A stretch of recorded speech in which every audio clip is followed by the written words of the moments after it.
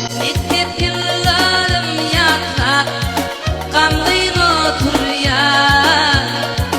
Ayrıldım dostlarımdan, seyin kıygından.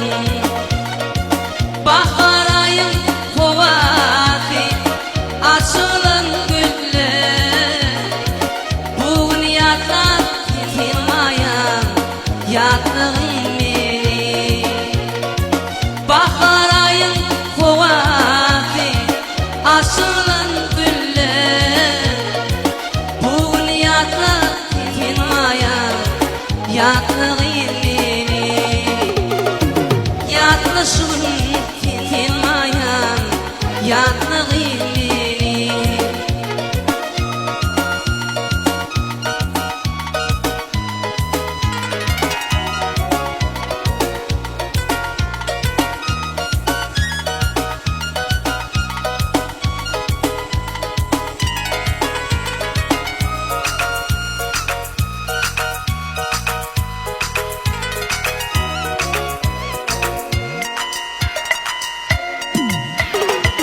Aydım aydım şanına, bardım yanına.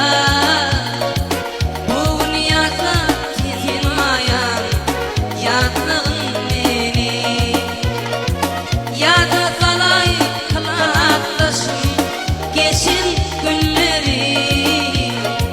Bugün yadda silmayan yadlığın beni.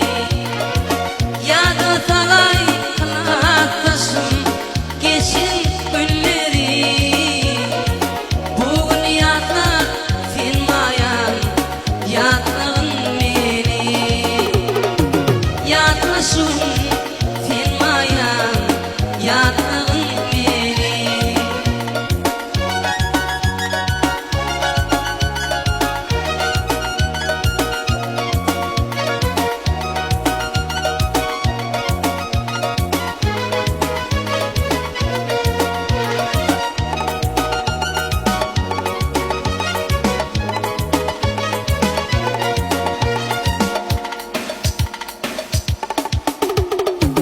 Aşık